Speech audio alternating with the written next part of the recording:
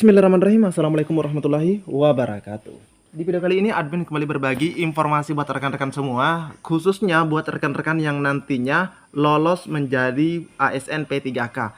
Nah, di sini ada kabar terbaru yang admin dapatkan di hari ini bahwa ada kebijakan untuk dikembalikan ke tempat asalnya. Tempat asalnya maksudnya di tempat kerja sebelumnya. Seperti itu teman-teman ya.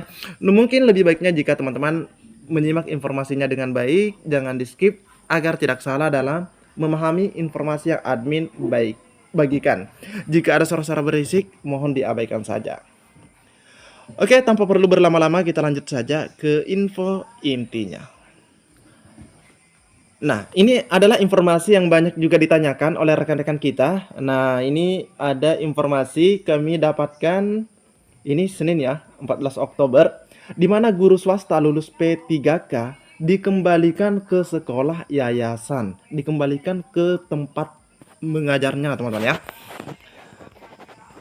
Pada masa pendaftaran P3K 2024 muncul keluhan, ini ya, muncul keluhan mengenai nasib guru swasta yang masuk kategori P1 atau prioritas 1 ya, tetapi mengalami hambatan untuk ikut mendaftar. P1 merupakan istilah bagi guru lulus passing grade atau PG seleksi P3K 2021. Namun hingga saat ini belum mendapatkan informasi. Jadi admin juga sedikit sampaikan ya, ini hampir lupa, bahwa yang disebut sebagai P1 rekan-rekan yang lulus atau sudah lolos passing grade pada tahun 2021 namun tidak mendapatkan informasi teman-teman ya. Jadi yang lolos passing grade di tahun 2022, 23 itu tidak masuk dalam kategori P1. Baik negeri maupun swasta ya, itu masuk. Nah, sebagian dari P1 berstatus guru di sekolah swasta atau P1 swasta. Para P1 masuk daftar prioritas untuk mendaftar seleksi P3K pada gelombang pertama yang resmi dibuka pada 1 Oktober. Nah, teman-teman ya. Ini dia itu prioritas pertama atau gelombang pertama. Namun mereka terhalang ikut mendaftar seleksi P3K 2024 karena tidak mengantongi surat izin dari pimpinan yayasan sekolah swasta tempatnya mengajar. Karena buat teman-teman yang P1 swasta ini harus mengambil surat izin dari yayasannya. Nah, ada yayasan yang tidak ingin mengeluarkan surat izin ya, tidak mengeluarkan surat izin karena mungkin guru tersebut adalah guru terbaiknya di sekolah tersebut ya, di yayasan tersebut. Nah, sekarang atau hari ini ya kita dapatkan info bahwa kalau mereka dari yayasan maka akan dikembalikan. Nah, pastinya guru maupun pihak dari sekolah swasta atau yayasan itu pastinya tidak ada alasan untuk tidak memberikan surat izin. Ya, karena mereka tetap akan dikembalikan ke sekolah asalnya. Nah, Ketua Umum Pengurus Besar Persatuan Guru Republik Indonesia di mana pernah menyuarakan ya, yaitu Prof Yunipa, pernah menyuarakan aspirasi terkait keikutsertaan guru sekolah swasta pada seleksi P3K. Prof Yunipa mengingatkan pemerintah untuk memberikan perhatian yang sama dengan sekolah ya, atau kepada sekolah negeri dan swasta, termasuk dalam pemenuhan kekurangan guru. Jangan sampai sekolah swasta mengalami kekurangan guru gara-gara pengajarnya ditarik ke sekolah negeri setelah berstatus guru P3K.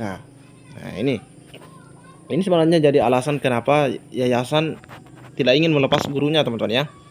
Prof Yuni Payurusin meminta pemerintah agar mengembalikan lagi para guru swasta yang lulus P3K ke sekolah asalnya. Guru di sekolah yayasan di Papua Barat Daya.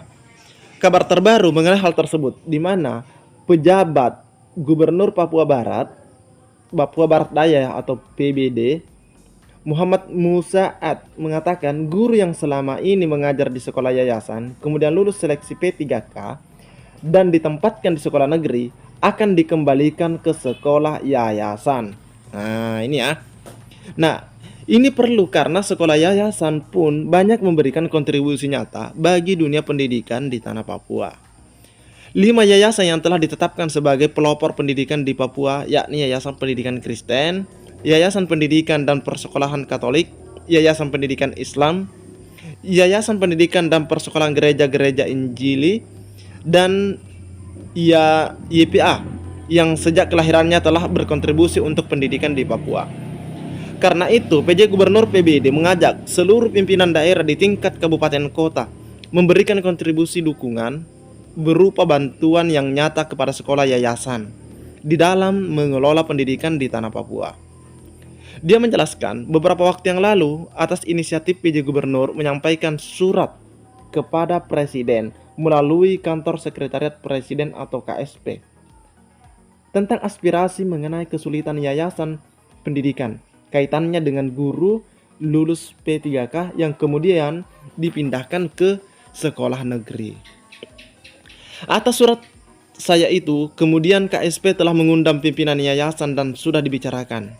Dan sudah ada penyelesaian bahwa guru sekolah yayasan yang telah dipindahkan ke sekolah negeri itu nanti akan ada surat penugasan khusus untuk masuk kembali ke sekolah yayasan atau kembali ke sekolah asalnya.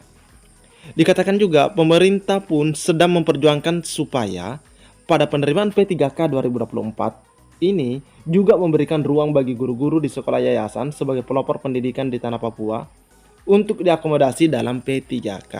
Nah, ini sebenarnya menarik sekali teman-teman ya, dan ini semoga bisa dicontoh juga dengan instansi atau daerah lainnya agar guru yang dari P1 ya, P1 ataupun prioritas 1 bisa dikembalikan ke sekolah asalnya atau ke yayasannya.